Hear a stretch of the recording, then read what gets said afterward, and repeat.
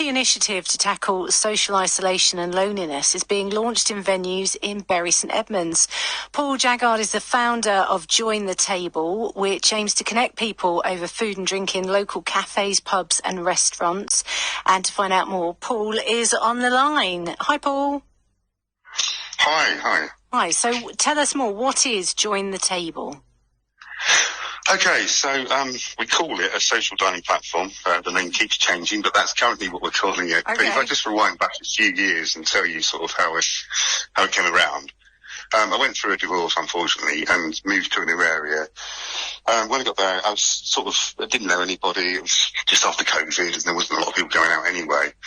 And I just found it very difficult to meet new people. I suffered a bit from social isolation, I guess, as do a lot of people. And all I wanted to do was go out and join people for a coffee or a meal. But it was very, very difficult to find those groups. I know there are things like Meetup and other apps, but they're very specific to specific areas and the rest of it. And I really struggled with that. So I started speaking to local cafes and restaurants and a couple of hotels as well when I was down in Devon on holiday. And I got a really good sort of response from those guys. And what my question was, A, do you have downtime? And they all said, yeah, we do. We have quiet times, maybe Tuesday afternoon at 3 o'clock or whatever. And B, what do you think of the idea of opening dedicated shared tables? And what I meant by that was opening, say, a table for 8. And I would create an app and a website, and then end users, as in diners, will be able to go on and book a seat, an individual seat at those tables. And pretty much every cafe, restaurant, hotel I spoke to said, yep, great idea. Why don't you do it? So, yeah, a couple of years on, I've sort of been developing it, and it's almost ready. So, yeah, that's the sort of journey as to why I did it, really. I was just on my own, and I thought, well, I don't want to cope with sitting here for another year and not going out, so I didn't know anybody, and that's what happened. So who are you expecting to kind of join you and use the app? Because it sounds like lots of people would, because it kind of gets rid of the awkwardness, doesn't it? Yeah. I mean, awkwardness is a good one to start on. So my mum, for instance, she lost a partner, sadly, a few years ago. And she loves going out for meals. I mean, they used to go out for meals all the time. It was one of their things. And she said that she hardly ever goes out for a meal now. Well, she doesn't, because she's of a certain age where she's sort of traditional, and she just doesn't want to walk into a restaurant on her own. She feels awkward. So unless she's got a friend that's ready to go out at that time, she's sort of ditched going out for meals, which is a shame. So there's that group of people that maybe have lost a partner, widowers, that sort of thing.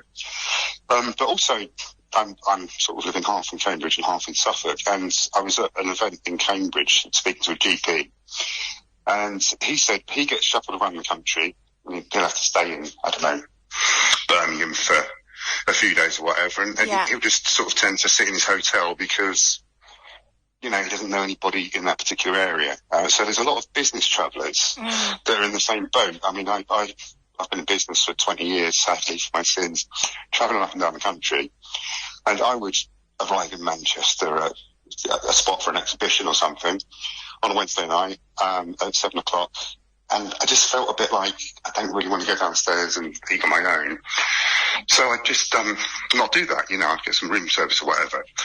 And I think there's a lot of people in that boat as well that are travelling up and down the country, get to the hotel room the night before an important meeting or something, and just sit there because they go, oh, I don't want to go downstairs. Problem is, years ago, we'd go downstairs to a bar in a hotel or even in a restaurant, that sort of thing. You go down and people would talk more.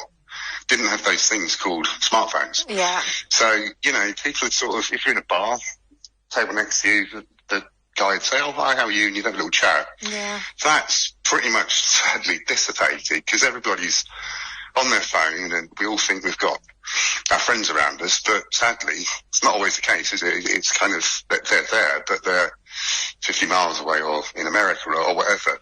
So that's also what I'm trying to sort of tackle, just bring people back together so they can actually talk, it's a brilliant idea.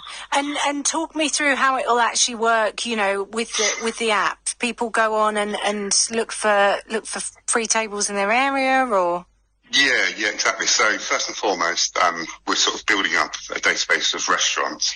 I say database, that they'll all be on the app soon anyway. But we started in Bury because my partner lives just down the road from Bury, and we've got quite a few sort of restaurants and cafes coming on board when we do the pilot.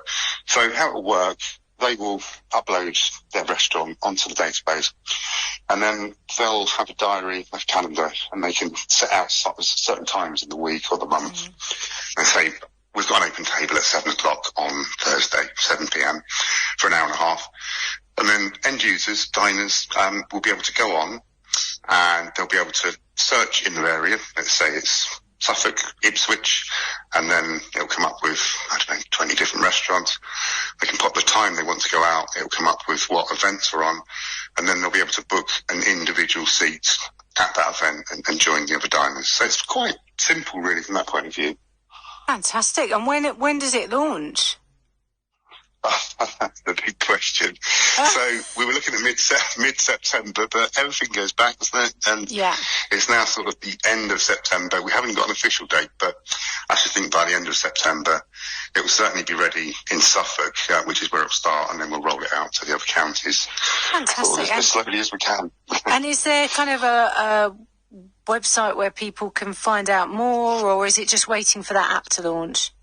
Yeah, so we've got a coming soon website, which is jointhetable.co.uk. People can go on there. They can register their interest. So when it goes live in a few weeks, we'll be able to contact everybody and say, hey, this is your local venue. Maybe think about going there. So, that's up and live. We're on all the social medias, sort of Facebook and all the rest of it. Instagram, LinkedIn. I don't actually do a lot of that myself because of a certain age, but it is being done by somebody else. Brilliant. So we're able to respond to people. Well, it sounds like a really good idea. Thank you so much for coming on to tell us about it, and let us know when it's up and running. Huge thanks for joining us, Paul Jaggard there, founder of Join the Table.